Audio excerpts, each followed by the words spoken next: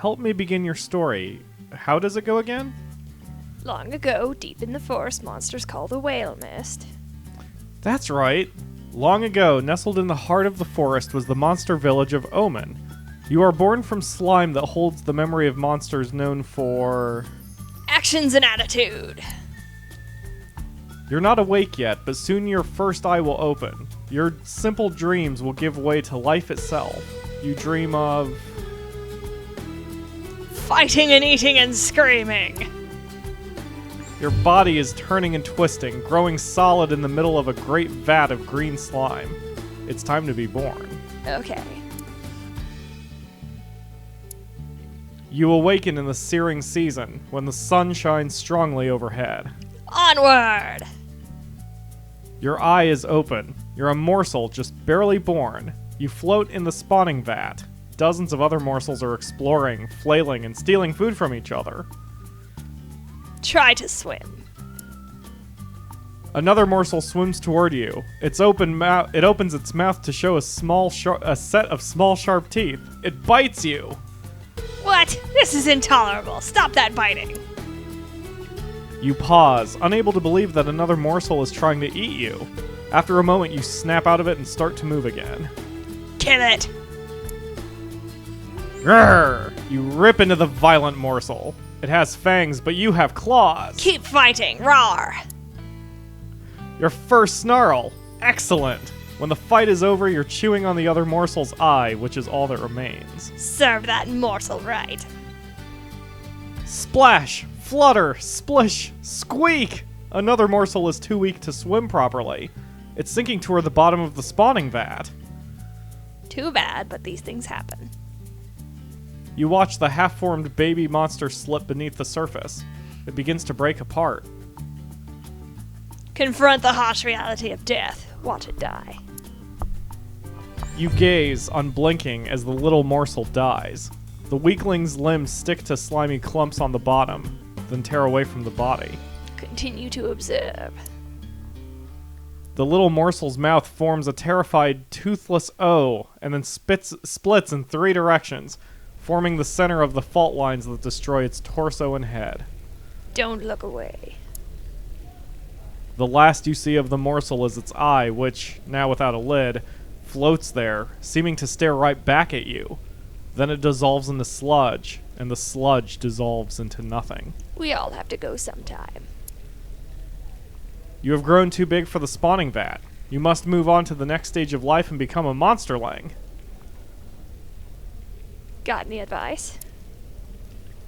You're going to get into some trouble, which is great. Exercise your bravery, cleverness, ferocity, kindness, and honesty. What kind of monster will you be? Indeed. To the Brood Cave and adventure.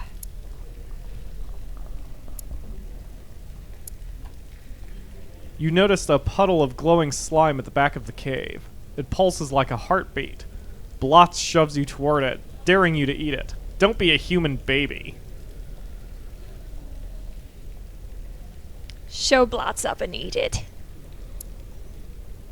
You creep close and swallow a mouthful of the slime.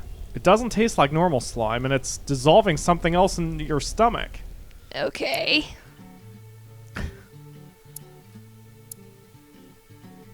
Nash and Gobclaws are racing to the ceiling of the cave. They've already climbed up when Gobclaws invites you to join them. You don't see a good way up, though. Look at the paths they took and copy them. You follow Nash's claw marks halfway up the cave wall, then slip sideways to where Gobclaws was being more careful. You surprise them at the top. You meet them at the top to their surprise. Okay. Hooray reading. Smark sits quietly by himself in the furthest, darkest corner of the cave. He's slumped and deflated, like a float pod missing half the gas inside. His eye brims with slimy tears. Ask him what's wrong. Smark looks down at his body, which isn't roly-poly or muscular like other monsterlings. He's sort of scrawny and weak. Be straight up with him. You may be weak now, Smark, but that's going to change. Just a few more days and you can start changing, and we will, like we all will, and then you can hunt. Okay. Blistry climbs on top of the lichen pile. She refuses to let any other monsterling eat, proclaiming herself ruler of the lichen pile. Destabilize the pile.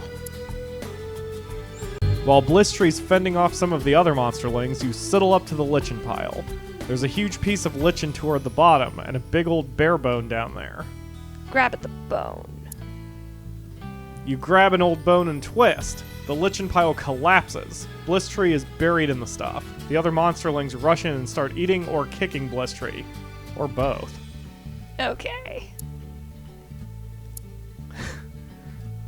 You are halfway towards leaving, becoming an adolescent. Firm up your personality as much as you can. Okay. You and Nash Nash spot Blistry and Smark playing a game.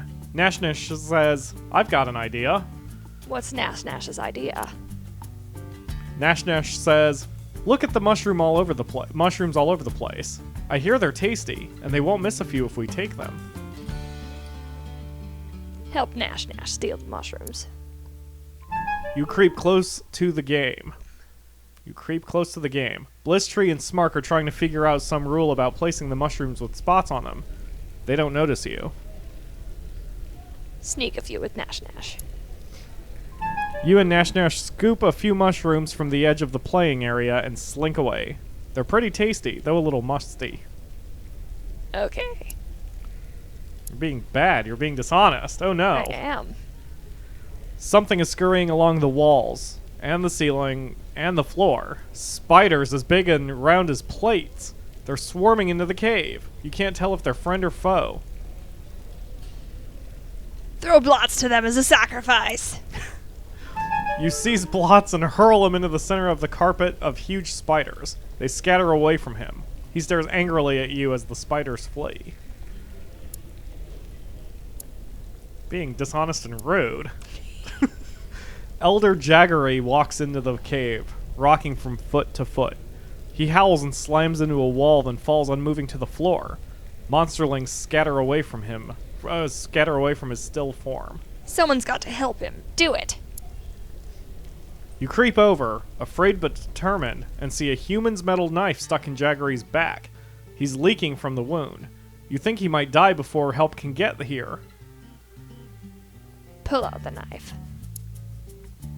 You grasp the knife in your little claws and pull, then rock it back and forth and pull some more.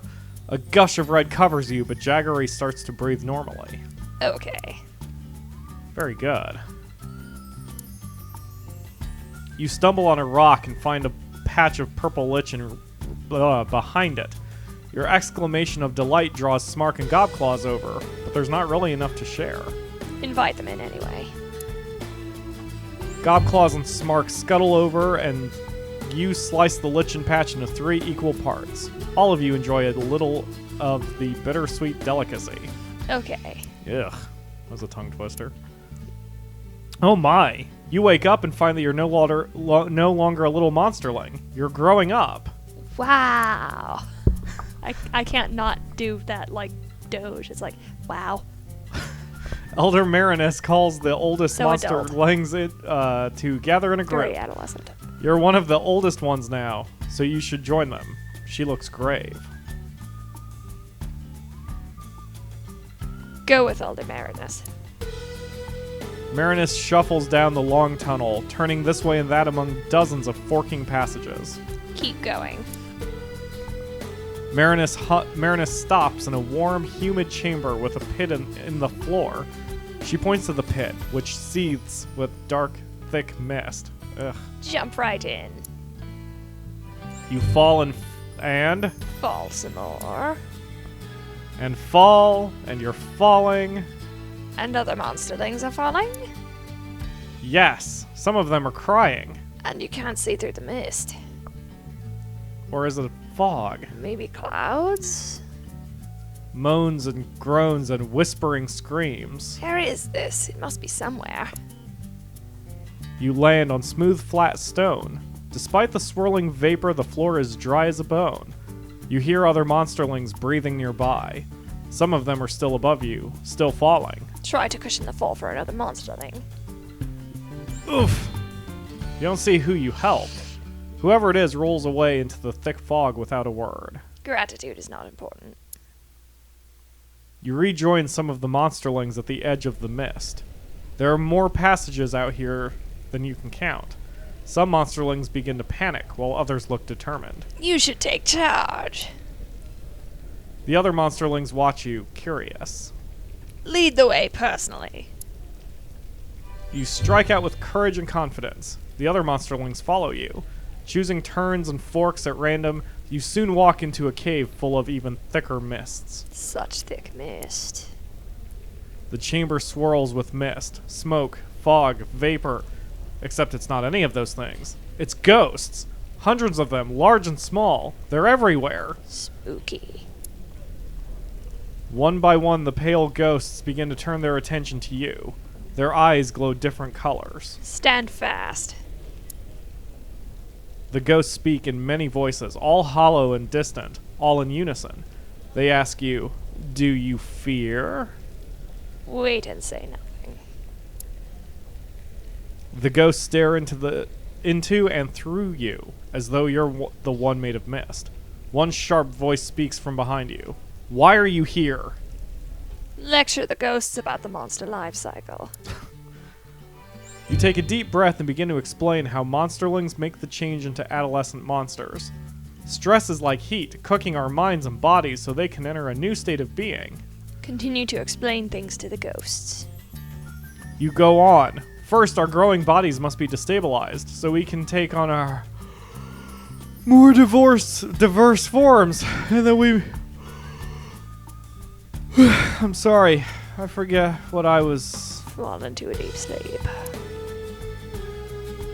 Here's how you're doing. The bottom one is reputation. You haven't had a chance to build up a reputation yet, but you will soon in the next stage of life. Yep. You wake up inside a well-appointed hovel. This is your home now. What should you be doing now? The more brave, clever, ferocious, kind, and honest you are, the more other monsters will grow to respect you. Gain enough respect, and you might someday affect important world events. Okay. Start living as an adolescent monster. So, that's you. Wow, I'm disgusting. Yeah. So we're going to enter the big bad world. We're going to do some adventures in town. You hear screams, shrieks, and cheers, and you come running. The oldest monster is fighting a challenger. Even the elder monsters flee to a safe distance. They know this could turn out badly.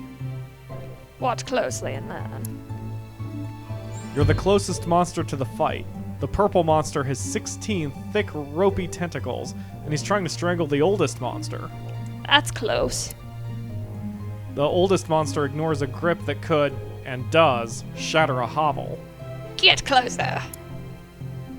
You move just a little closer, ignoring the shouts from behind you. The oldest monster swings the purple guy by his tentacles, and you're in the path of the great brute's body. No. Marinus shrieks as the purple guy uproots a tree. The two great creatures square off again. Giant Hamrag squeals, "Get out of there, you fool!" Alayla gasps and hides her face. Oops. Marinus puffs herself up and rolls between the fighters like a great spiny boulder, trying to grab you and pull you out of there. Oh. The oldest monster's tail twitches, barely, and Marinus is knocked away like a ball, deflating and bleeding. Run away. You get 2 steps before the purple challenger snaps you up in his jaws. Just before he can chew, the oldest monster rips his head clean off and hurls it away. Stand tall. No. You nearly poop yourself out of fear, and now nobody will meet your eyes. Okay.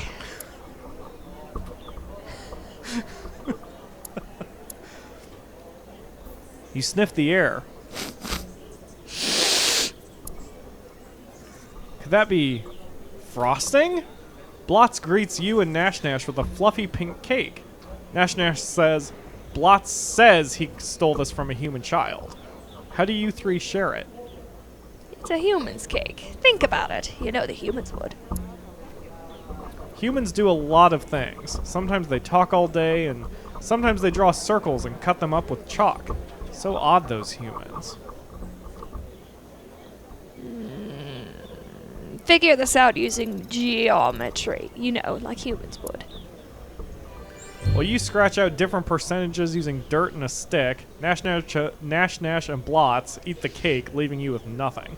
At least you learned a little about math. You and Gobclaws are playing Toss the Kitten. When you're winning 2-1, when crash, you miss. Whoops. And the kitten shatters Hamrag's window. Oops, stick around. Hamrag comes crashing out of his hovel, still half asleep, but all the way angry. Who did this? I'll drown you in the spawning vat. I cannot tell a lie.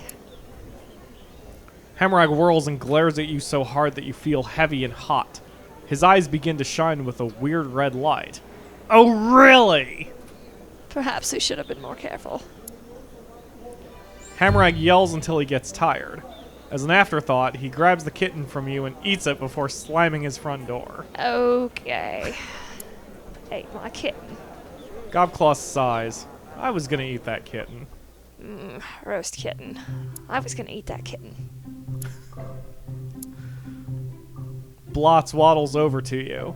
I'm all out of snacks. Got any to spare? Regard Blots for a moment. Blots is tiny. In the right light, one could easily mistake him for a squirrel. His neck is especially flexible, from looking over his shoulder so much. He's Nash's best friend, which means she constantly attacks him. Give Blots a snack. Blots grins. That's great. Thanks so much. He waddles away, munching on a bitter beetle. Okay. Greedblitz walks past your stoop. He stops, coughs, and tilts his head, proudly showing off his baseball hat. It makes him look ridiculous.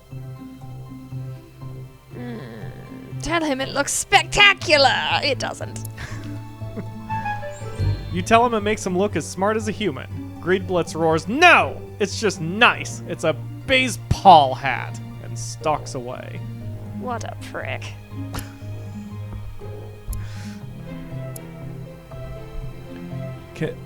Canillo Aslet limps toward you.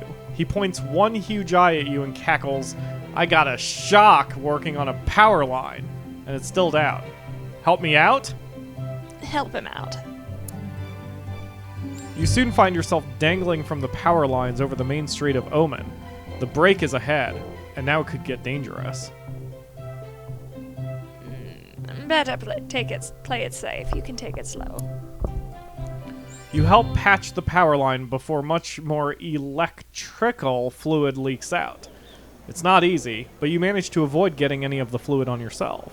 Okay. You, Nash, and the Scapegoat are having an impromptu picnic in the street. The fresh moss you dunk in your tea is delicious. Some birds, twittering and chirping in a friendly way, circle and land among the crumbs. Okay. The birds start pecking at the crumbs, but then they start hopping onto you and pecking at you too. You have crumbs on you, and they want them right now. See how they like it. Eat the birds.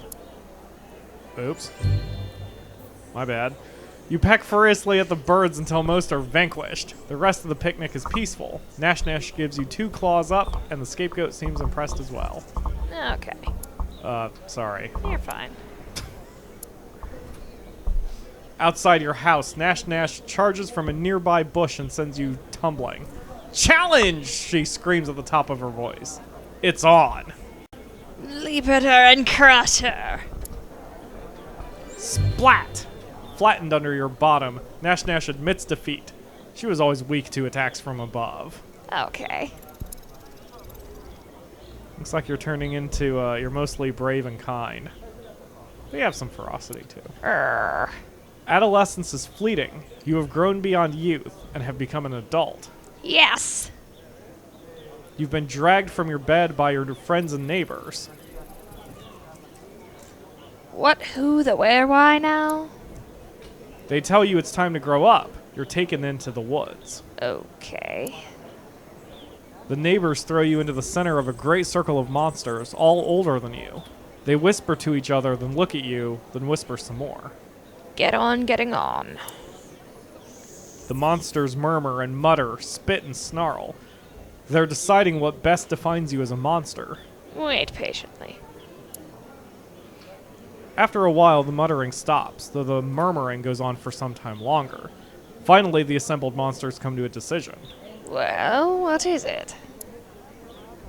The ring of monsters shuffles closer to you, forming a tighter circle. Elders loom over you while the smaller adults crouch low. Your surroundings grow shadowy and dark.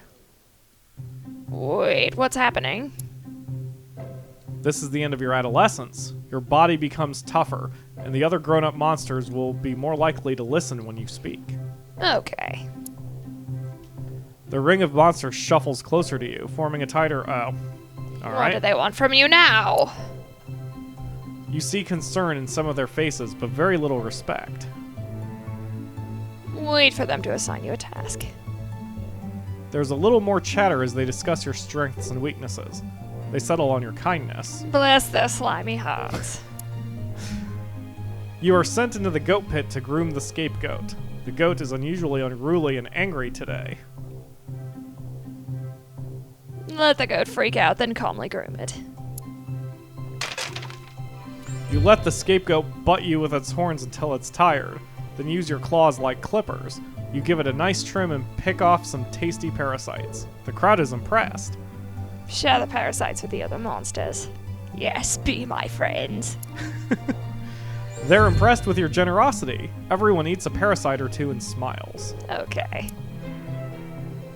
So, yes, your kindness is your best attribute, closely followed by your, what was that? Bravery, I think. Bravery, yes, bravery. You're an adult now. I am going to boldly help you all. You're an adult now. You'll grow stronger over time, but your personality is no longer as mutable as it was when you were young. Onward to adulthood. Alright, so you have two options here. Politic with monsters or explore the whale mist. You have 14 actions total, and each one has like 12 or so, 10 or so. So tell me what you want to do first, and then I'll just pick one at random. Let's do some exploring. Alright. You find a red hood and a basket in the middle of the forest path. A human house is nearby. Funny, you never noticed it before. There's a white picket fence out front. Take the hood and basket home. They're too damaged to be considered proper artifacts, but they're interesting. Nash will probably eat them the next time she drops by. Alright. More exploring. More exploding. Exploding, yes. Wild chickens are back in season, as delicious as they are mean. They're loose within the whale mist, and the monsters are all hunting them down. Get out there and hunt those wild chickens. Deep in the woods, you're looking for chicken scratch when you literally stumble over a hen guarding a cluster of chicks. The hen clucks and caws at you. Drive the weakest chickens away from their protector. You chase avian beasts through the night and finally flush a passel of pullets into the village, where Hamrag has a cookpot waiting. Okay. Well done. Let's politic with monsters. The spine doctor is treating two injured monsters in Portland Square. Watch. She breaks off her own quills and uses them like sewing needles. A little iron pot boils over a small fire, but it's just water. The doctor seems to have run out of something. Offer to get involved. You join the spine doctor, who accepts your help approvingly. How will you aid her? Offer to fetch medicine for the spine doctor. The doctor nods to you and sends you to her hovel for a big clay jar. When you bring it back, she opens the lid, revealing hundreds of leaves, twigs, dead bugs, and human pills. She selects a few by feel alone and feeds them to the patients, who soon stir. Okay. Continuing to rocket up that kindness. More politicking. Gobclaw shows off a human doll she found in the last hunt. A crowd of elders and other monsters gather around you, chattering excitedly. Indeed. She asks if you think it might be good to show the doll to some of the monsterlings. Let them see what a human-shaped thing without actually seeing a real human, you know? Educational. Absolutely, because... Gobclaws can see that you're bringing some science here. She hangs on your words, as does the rest of the crowd. they should know what a human looks like so they don't freeze the first time they see a real one. Gobclaws nods. Good point. We want the young ones to avoid humans, but not be so frightened that they do anything foolish. Gobclaw says, "You're wiser than me." The rest of the monsters nod, half-heartedly, but you can tell they appreciate your insight. Okay. More exploring. A pack of monsters sets out to capture the honeyed bees, a special swarm that carries its hive along with it in small pieces. The sweet odor of rich honey is everywhere along the forest trails. Onward! Blistry says, "Me first!" And I'm not sharing either. It's every monster for herself today. Nash Nash nods and flexes her claws as everyone splits up. Grab a honeycomb, but only if it's safe to do so. No honeycomb is ever free of bees long enough for you to take it away. Even the bees seem surprised at your unmonster-like cowardice. Okay. Ugh. Awful. More exploring. You stalk the forest, hunting an elusive swift elk. Suddenly, it emerges from the underbrush, lowering its antlers and pawing at the ground. It's going to charge. Perfect! Tear it apart! The elk charges and you duck under it, slashing a hole in its chest. But instead of a heart, you find nothing. The elk turns, catches you with its antlers, and flings you into a tree. What the? The elk bounds away. It's unkillable! There's nothing that's unkillable after it! You keep chasing the elk until it pauses to drink from a stream. Then you spring at it without fear and tear it limb from limb, head from body, antler from skull. Rawr! Its pieces are still twitching as you devour them. You are filled with a strange heat, but it soon fades. How bracing. Other monsters comment on the new swagger in your step as you return to Omen. Okay. I almost said something terrible, but You should I have. resisted. You're a monster. I resisted. It would have been terrible from a human perspective, so... Fair enough. What would you like to do now, monster? Politic with monsters. Alright. The snake moon is rising in the sky, and it's time to gather snakes for the ritual. Set out to gather snakes. You wander the fields near the whale mist. It's easy to catch snakes, but every time you reach for another one, some of them squirm out of your grasp. Most of your snakes are getting away. Keep catching them alive. Everyone claps when you arrive with 3 living snakes hanging from you by their fangs. Venom hardly stings at all. The snakes are added to the cauldron along with a mass of other snakes, some writhing and others lying still. Join the circle as the ritual begins. Now, I guess that was it. Politic with monsters. Monsters are gathering around the skull pole. They invite you to dance with them. Dance! The only problem is, you've never done the skull dance, and now everyone is watching you.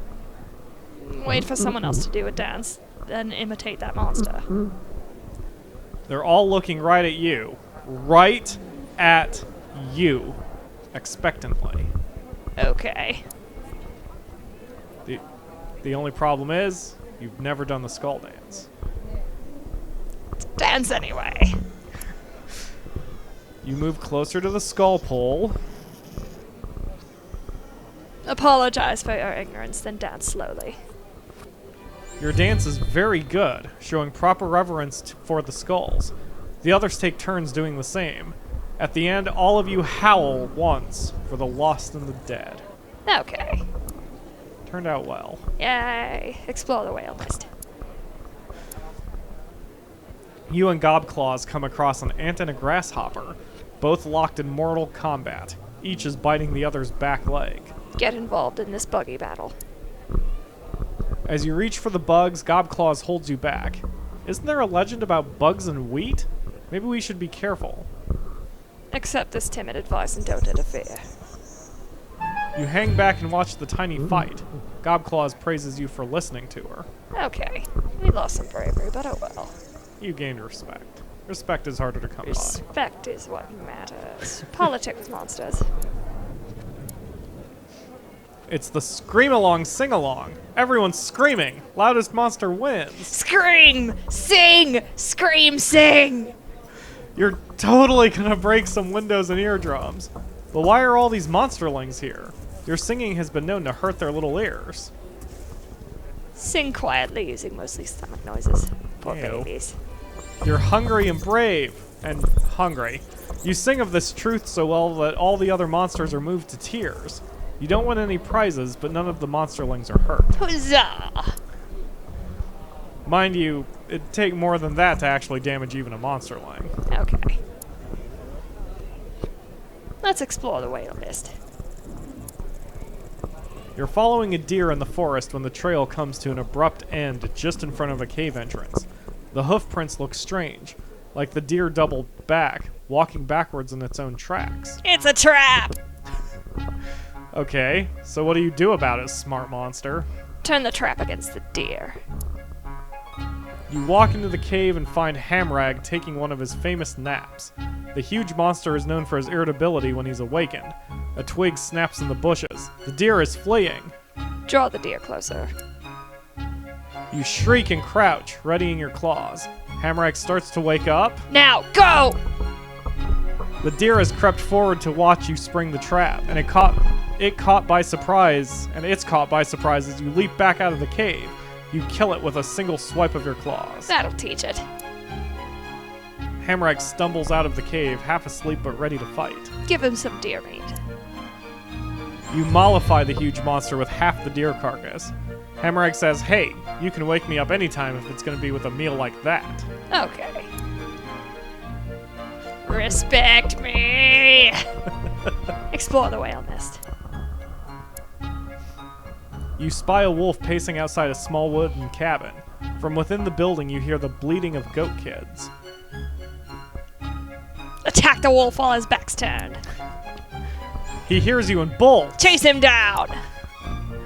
You give a good chase, but only manage to snag his tail away before you run out of steam. Nuts. No, the tail. A bit gristly. Still, not a bad meal. Okay. Ugh. Nuts. I hate nuts. Political monsters. A small pack of elder monsters are huddled at the edge of Omen, watching the woods and discussing something in hushed tones. Listen in. Elder Hamrag is saying, this could simply be a rumor. We don't know for sure they're out there. Ask what's going on. Hamrag says, some of the younger monsters have seen others in the whale mist. Monsters from no town we know of. Thin and cold without food or shelter. Offer to host any homeless monster in your hovel. The elders are impressed by your unusual offer. They look at each other, then shift their conversation in the same direction. If the strange monsters come into Omen now, they will not be met with violence. Okay. Yes, love me. Politic monsters. All of Omen is abuzz. Elders glare angrily at everyone, then look back at the broken sign at the town gate. You look down at the little piece of the sign you're holding and blush. Wait, what did you do again? Coming back from a hunt, you were so full of high spirits that you jumped up and slapped the sign. You just slapped a little too hard. With your claws. Okay. Yes. Blistry spots the bit of sign that you're holding. Hey, don't tell anyone you broke it. It'll all get fixed and this will blow over.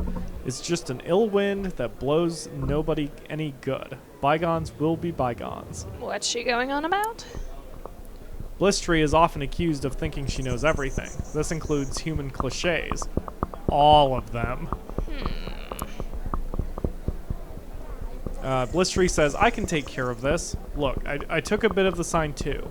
I can slip some into Verrock's hair when he isn't looking.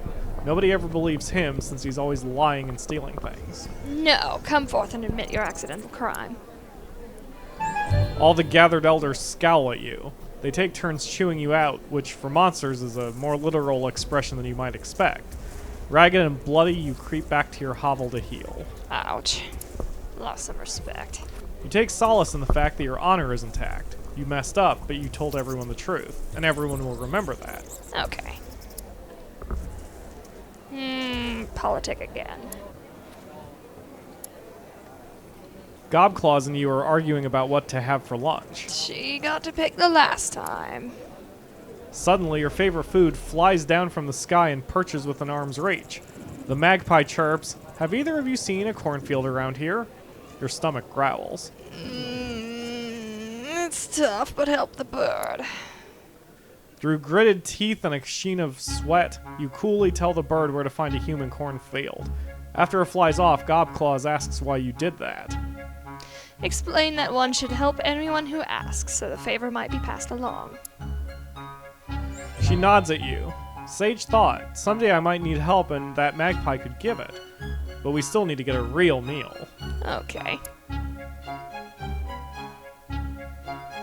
Alright, I don't think it matters which one you pick here, but go for it. Explore the whale list. I didn't think so. You're growing old, my friend. Your body is very soft and you drip slime everywhere you go.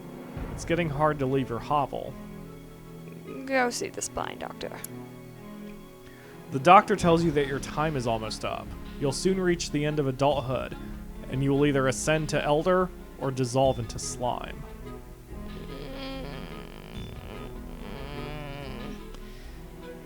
What happens to monsters who ascend? Those who manage to ascend become elders and live on to steer the fate of monsterkind. Okay. What happens to monsters who dissolve? Their bodies melt in the spawning vat, where their memories will nourish the minds of new generations of morsels. Okay.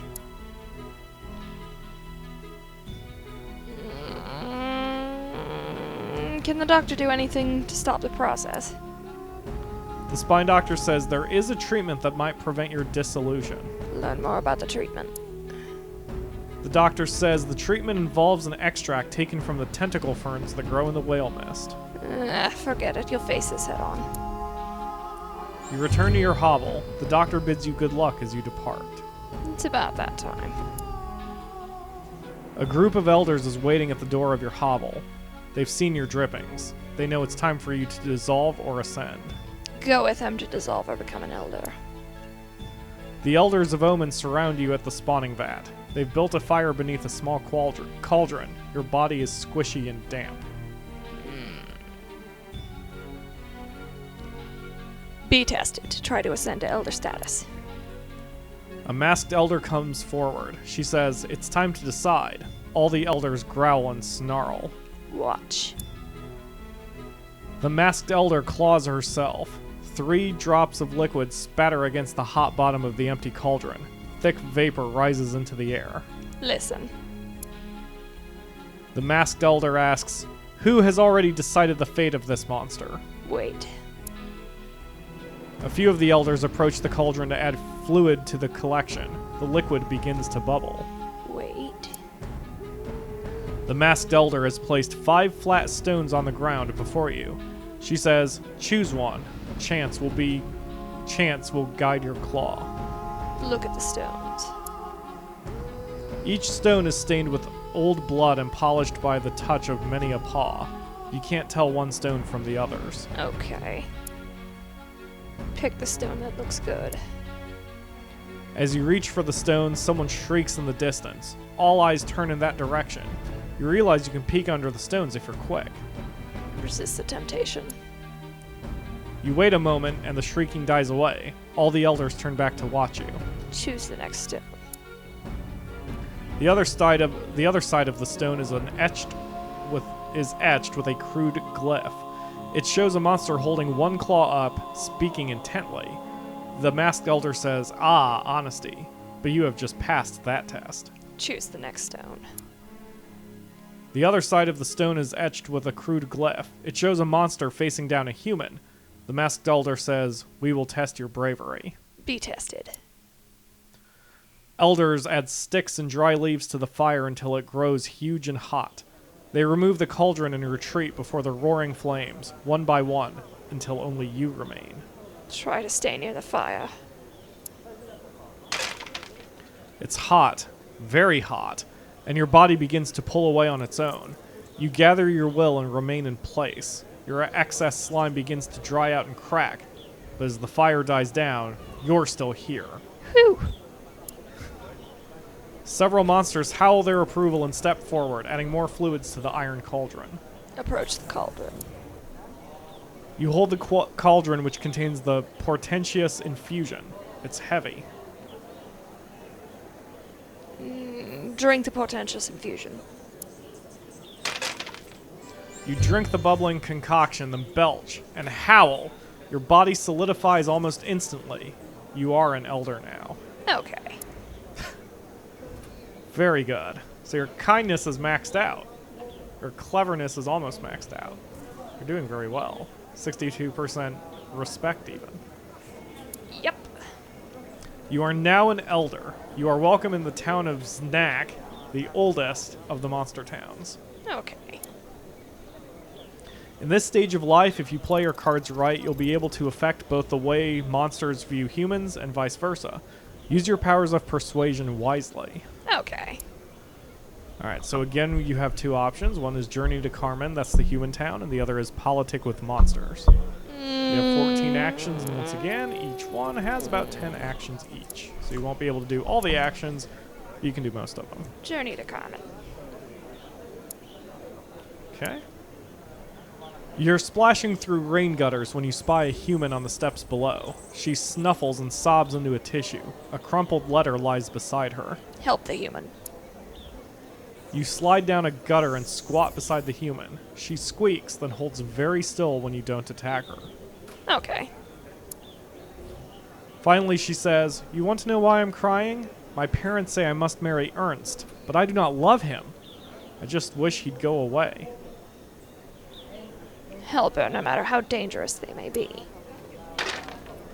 She blinks away her tears and starts to laugh, then sees that you're serious. She takes your claw in her hand and you go inside, Yes. where two older humans interrupt their dinner to scream and jump away from you. Great! Well begun is half done. The older humans calm themselves and listen to her for, you suppose, the first time. They agree to reconsider the wedding. Yes! The younger human smiles and squeezes you, not trying to choke you, just to show just trying to show you how much he appreciates your help. Okay. Okay. Politic. Gobclaws unrolls a big map showing the surrounding region. She points one pincer at a series of red circles. Say what? These are places where I think I've seen humans drop things. I think we should put garbage cans there. Why? Gobclaw says, so we can harvest the things they drop. Then we can study them and understand them better.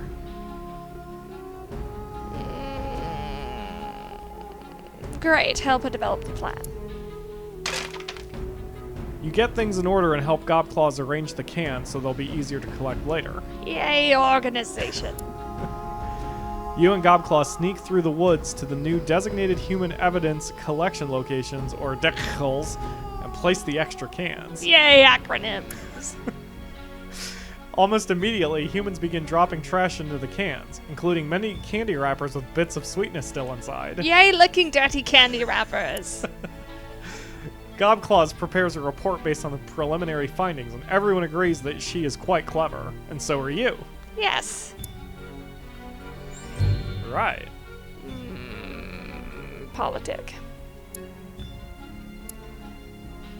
The spine doctor looks up from her current patient. She's working a human knife free of a younger monster's ribs. Humans are dangerous. Watch and listen. She says, humans, no claws, so they make their own. Awful thing, the knife wound. Takes twice as much milkweed to patch up as a jaguar attack. Best steer clear, I say. Explain how they're not all about fighting. Success! That scary knife, you explain, is used to spread jam on bread. Real knives are much worse. The spine doctor nods, a little shocked. Okay. Journey to common. Alleys are great places to find artifacts, less so to find fat, small crying human children. So it said, what of it? One such fat, small child wanders over to you, clutching a lollipop. Ask it what's wrong. The human child says, "I'm lost. Do you know how to get to Plow Street? I think I stepped in poop." Gently help him find his way. The child hiccups as you take its hand in your claw, keeping to the alleys and shadows, always wary of adults who wander until the child recognizes his home. Au revoir. The child runs to his home. He's scooped up by a bigger human in a flowered hat. The bigger human croons to the little one. The last thing you hear as you sneak away is the child. Yes? "A monster helped me get home, Mama. It was really nice." Okay. The humans are coming around, slowly but surely. Yeah, politic. Your fellow elders debate. Are humans more dangerous now? Is it time to reveal ourselves? Rise to take your turn. The air grows still. Birds stop singing. The silence is reverential. You turn and see the oldest monster sitting on a hovel roof, dwarfing it. It's watching you. Ugh. The oldest monster tilts its huge head and raises one of its 3 scaly eyebrows. Admit fear, but insist you must learn more. You explain that fear is no excuse for ignorance, especially as the latter can cure the former. The other elders applaud. The oldest nods, maybe? Okay. Journey to common. You're in a secluded hiding place near the park. Suddenly you see a human grab her stomach and fall over. Is she playing a joke? Not unless it's on herself. There's no one else around. Sickness is often the same in monsters and in humans. Okay. You're in a secluded park, same deal. Now's your time to shine. That's the spirit. What will you do? Be like the spine doctor. Doctor her good. You lay her down on her back gently and feel her belly. This rumbling calls for milkweed, a sure settler of such complaints. Well, go find some. You dash into the park where you find a few pods of the stuff. Using your claw, you cut open the pods and drain the contents into the human's mouth. See what happens. She moans and tries to push you away, but you hold her still and keep the medicine coming, just like the spine doctor taught you. Okay. Success! The human is soon standing unaided. Other humans come to help her, but she hardly needs their assistance. Off you go. The human brushes milkweed stuff from her chin and looks around for her savior. You're sure she's watching you as you lope away. Okay. Politic. Gritmitten shouts, "Might makes right." Proofruck replies, "Not always. We should talk more like the humans do."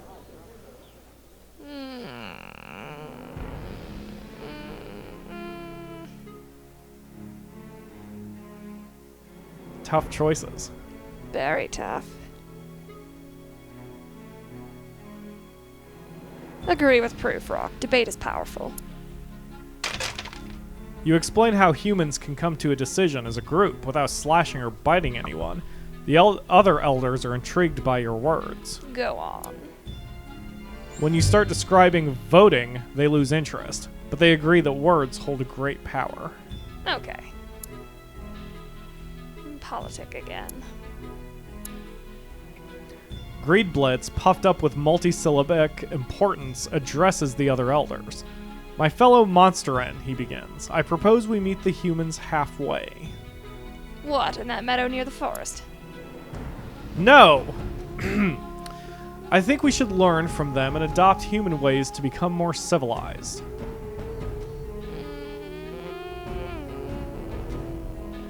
Agree and explain some human innovations. You make a persuasive case. Under your tutelage, the other gathered elders learn much about organization governing the human way. Okay. Journey to Carmen. You're investigating a stack of crates in an alley. You hear a shriek. Ah, screaming boxes! Wait, it's a small child. He runs in, followed by 3 slightly larger ones. The small one jumps behind the crates to hide. Next to you. Keep the small one hidden. Like many stupid alpha animals, the bullies get quickly bored and leave. The child turns to go, but just before he does, he gives you a tentative hug. Shirt covered with slime, he leaves. Okay. Aw. Haha, they love us. Politic. You're just concluding a thrilling speech to the other elders. Finally, something goes smoothly. Snark, snark, snark. What in snack is that noise? Old Hamrag fell asleep in the middle of your speech.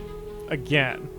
His pig-like snout and 4 nostrils give his snores a poignant yet thunderous quality. Cough gently. You'd better have success whispering at the moon. Hamrag keeps snoring. Talk louder to be heard over the snoring! Hamrag wakes up. He looks around and says, "You know, humans are pretty nasty. They sharpen rocks and cut things with them. Also, they kill each other all the time." Explain that humans don't do that anymore. You remind everyone that Hamrag's information is far out of date. Humans forge knives now, and they only rarely kill each other. The old snouter says, "Suppose you're right." Damn right, I'm right, Hamrag. Journey to Carmen. You sneak up to an open window. A human sits on an overstuffed chair. Her back is to a desk covered in... Wait a minute, it's maps, with red X's on them. Look closer. They're showing off locations of the monster towns, alongside a badly drawn sketch of a monster with a knife stuck through it. What to do? Alter some of the maps to teach us something. You walk into the study quietly and begin moving the maps around. Keep going. You realize that you can use the maps to tell a story. You draw additional pictures here and there, rearranging the maps to show the human what she got wrong. Keep going. You draw an artifact where Blots dug one up, then make a spiral where you got lost that time. Yes, this will help. Now put it back. The human soon wakes up. You watch through the window as she studies the changed maps. After a while, she wipes a tear from one eye. You've gotten through. Okay. Wow, you've already maxed out both sides' appeal to each other. You're doing very well. 3 days left. Journey to Carmen. Make them love us. Smoke? Glow? Crying? A human house is on fire. There's one small human child outside and... Is that a human baby inside? Take action. The little human's skin is burned and its howls are weaker by the second. The heat is so fierce it's already starting to hurt you. Muster the courage to get the baby out of the house. You crash into the building and duck as a gout of flame rushes at your face. Ow! Keep at it. Success! You slash with your claws and make a path. The house collapses, one wall at a time, but when it's done, you're holding a live human baby. Get out of there. You both tumble out of the building in a cloud of smoke. Several humans come up with and wrap you both in wet blankets, thanking you. My job here is done. You slip away as the crowd gets bigger and bigger. You don't see the baby, but you're sure it's in good hands. Okay. Yay, politic. You and some other elders are conversing when Virok walks up, proudly holding a toaster. Funny, you have a toaster just like that. Wait a minute, that dent. It's your toaster. Hey! Virok crows, "Look what I found at the bus stop. We can take whatever we want from humans." Claim monsters and humans both value truth. Virok tries to flee, but the other monsters stop him. You take back your toaster and step on his head for good measure. He says you're lying, but they trust you more than they trust him. Asshole. Politics and all. Elder Gobclaws rages at the other monsters. She crushes some stray lizards as she screams, "Admit it! Humans are dangerous! Let us smash them to bits!" They're dangerous, but could also be allies. Success! You list ways in which humans can kill monsters, but you point out that they make artifacts, such as the ones Gobclaws collects. She stares at you. Stare back. She folds her arms and nods. The other monsters mumble and nod too. An elder in the back says, "You always speak the truth. I can hear it in your voice now." Okay. 0 days left.